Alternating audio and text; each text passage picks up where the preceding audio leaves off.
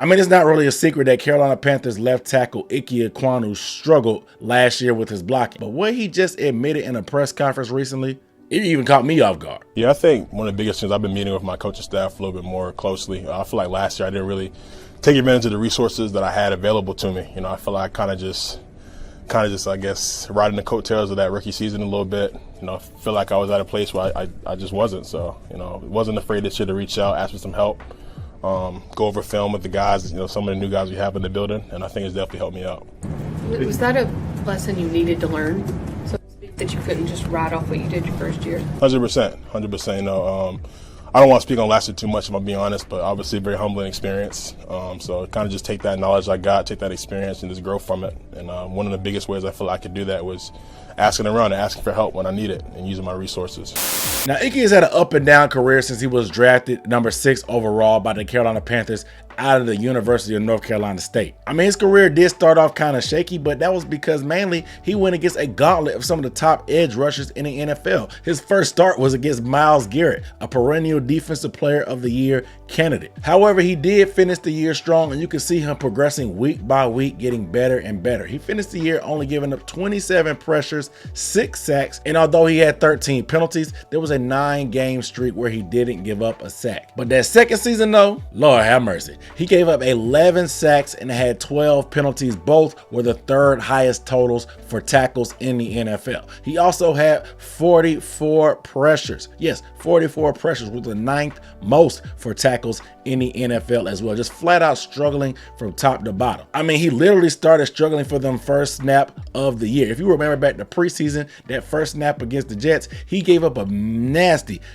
quarterback hit that ended up getting Bryce Young destroyed from his blind side. And I know we like to chalk it up to it just being preseason, but that should have been all we needed to know, that this is going to be a rough one for Icky. But hey, make sure you guys hit that subscribe button down below. I do recap and analysis for the Carolina Panthers, and I'm on my way to 15,000 subscribers. I am so close. The analytics show me how much you guys are not subscribed but still watch. Over half of you guys watching this aren't subs, so make sure you please hit that subscribe button. It really helps me out in the algorithm. And also give this video a thumbs up. It doesn't cost you a thing, and it goes a very long way in supporting this channel and help me grow in the future. I really appreciate that. But to hear him come out and actually put it on record that he kind of took it easy and rested on the laurels of his success from his rookie year, I mean, it really rubbed me the wrong way, but I really respect the honesty. And the only reason I respect it because it makes a lot of sense now from what we were seeing. I stated on this channel multiple times that it really looked like Icky had kind of spun back the clock to his rookie year because he was making so many simple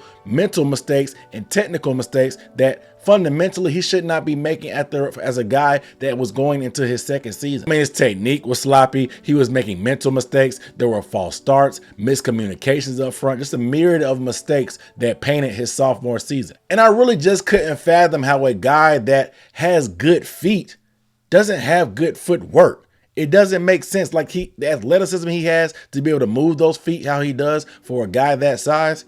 He had bad footwork in terms of technical aspect, being able to put them in the ground and putting them in the right spots. But it also helps me understand where he's at, because Icky is not unique in the way he does things. There's plenty of guys that make it to the NFL just based off of size, strength, talent, and just raw athleticism, because they're just better than the guys that line up against all the way up through college. Now, when you get to the NFL, everybody's big, everybody's strong, everybody's fast. What separates people is that technical aspect, that mental aspect, the fundamentals, and the tools in the tool chest. We always see guys that have all these measurables coming out that never really see their maximum potential because they get satisfied with being good instead of wanting to be great. Good is the enemy of being great. Good has to not be good enough for you. You have to put in that extra work to really put you over the top. You can't think that you're okay, I did all right here, let me just chill and keep it doing what I was doing. No, you got to always find ways to push yourself and create a way to make yourself better. Everybody's not self-motivated to do that, and sometimes it takes a wake-up call to really kick you in the butt to do the extra work. But my question is, where did this thinking even come from? Yes, his rookie year did end up finishing pretty solid, but overall it was just all right. It wasn't really nothing to write home about for you to just be chilling and sitting on your hands. And the team was on record talking about how often they put tight ends on his side, how many times they use running backs to chip to give him help, and the double teams they brought for him. So Why was he thinking in his brain that he was just good when he had to get all this extra help to be able to have a solid season last year as a rookie? And with me talking about him starting off rough and finishing strong, it'd be one thing if he just said like, hey, I finished strong enough, I'm good. But that Bucks game, the second to last game that we pretty much had the NFC South title on the line, he gave up a key sack that ended up forcing a turnover on Sam Darnold that lost us the game. So if anything, that should have had a bad taste in your mouth to want to go into the offseason and get better. But I'm also looking at the coaching staff as well, because we did have James Campen from his rookie year to his sophomore year. Even though we changed head coaches, James Campen was still his position coach. What was Campen doing in Icky's ear? What was he telling him to take into the offseason to do to get better? What was he telling him when he came back through the offseason workouts when he saw that Icky wasn't staying up to par? I am a firm believer about a lot of this technical stuff in the offseason has to be self-ownership and self-motivation by players to get better, but the coaches still play a huge factor. All in all, it sounded like it was a pretty humbling experience for Icky, to say the least, to have to come down to earth and have that sophomore season that was that bad. Unfortunately, it was at the expense of our undersized, hopeful franchise quarterback that had to pay the price of those 12 of 62 total sacks on the season, while Icky kind of just learned that, hey, I'm not as good as I thought I was. But as we turn the page to a new coaching staff, it sounds like Dave Canales has a plan in place that can really be beneficial for Icky Ekwonu and the offensive line as a whole. I spoke about it beforehand in my extended breakdown of Dave Canales and what I thought about him and how he was the complete opposite of Frank Wright in the Panther Banter podcast. I'll link it up above. But he had some more recent comments today that pretty much elaborated on the same things I talked about. It's a great system for tackles. We run the ball. We throw play action passes, which engages as a run first, gives them a little chance to get their hands on a guy and be physical. We run boots, okay, our keeper game, where the line is really just selling a run the opposite way. And then in our pass game, the basis of it is to get the ball out quickly. When we do have to hold it, we'll try to help our tackles as much as possible when we can. Sometimes we can't. We got to call that player into protection at times, but it's a really friendly offense for tackles. We know when it becomes a passing game, the advantage is for the rushers. And that's where we at times, we ask the tackles to hold up here. But then there's also that it's the war of attrition, right? It's like both guys are starting to get a little bit tired, and so it evens the playing field out. But I think Icky has been doing a great job. What does he do best? He is a mauler, and we're going to run the ball. And I think when guys are able to just be aggressive and play to their nature, it gives them a lot of confidence in everything else that they do. So I'm excited about where he's at and what we're going to be doing this year with him.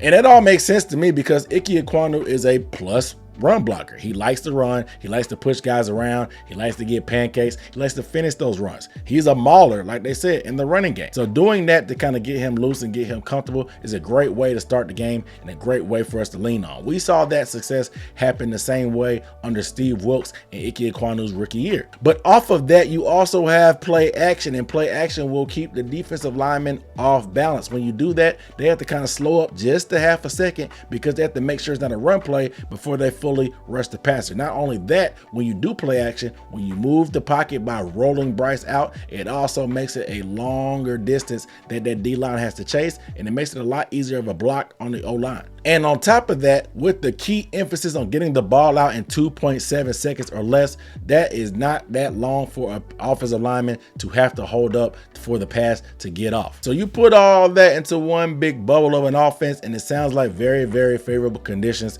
for Icky Ekwonu and the offensive line. The Panthers' key offensive line signing and right guard Robert Hunt came from similar favorable situation and circumstances with the Miami Dolphins. And even though he only played 11 games last year, Robert Hunt only gave up 5 pressures last year, 5. And that's because Miami had a great running attack built off that Mike Shanahan tree. And off of that, they did a lot of play action, meaning that Robert Hunt's true pass sets were very, very limited. True pass sets are just straight dropbacks that aren't off play action and aren't off screen passes. I mean, looking at his pass blocking snaps, only about a third of them were in true pass set situation where they were just straight drop back without play action or without screen passes. So again, taking pressure off your offensive line that allows them to just not have to be in situation where they have to just straight up pass block every play. But the icing on the cake is when they did have those straight drop backs, Tua Tagovailoa had one of the fastest time to throws in the NFL. That's the time from when the ball is snapped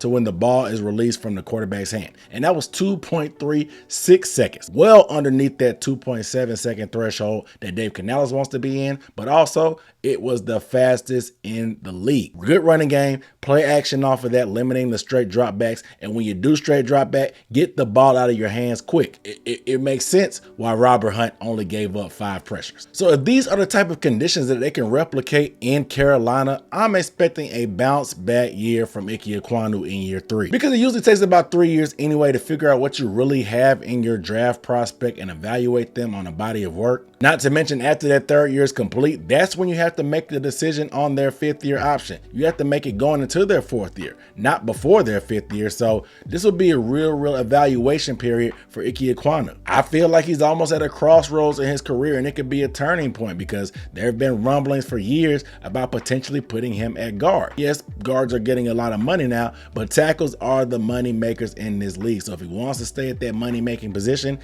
this year is going to be make or break. And just overall for the Panthers, we've been doing this rebuild thing for a few years now and hitting key positions like J.C. Horn at corner, Bryce Young at quarterback, and Icky Ekwonu at left tackle. We can't afford to retrace our steps and run this rebuild back and have to draft another franchise left tackle next year. So we definitely need Icky Ekwonu to work out for this recipe to work for us having building blocks in this franchise at key positions. But nah, man, it really sucks to hear that he was really just chilling based off of what he did and wasn't putting in the work that he was supposed to just because he thought he had a solid rookie year. And it's even worse that that thinking was flawed about how good his rookie year actually was. Regardless, that's all in the past at this point. Going into year 3, Icky Ekwonu could be something that really holds his offense back if he doesn't really work out, because we've upgraded a lot of positions across the board, but Icky Ekwonu and Taylor Moton have been those mainstays. Taylor Moton has always been solid as they come, but Icky Ekwonu is still that question mark about what we are going to get from him. And as excited I am about the weapons we might have added,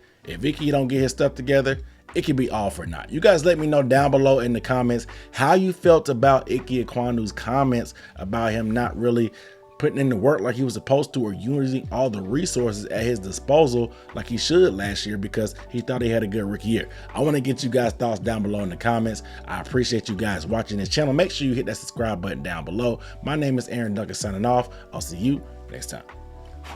Peace.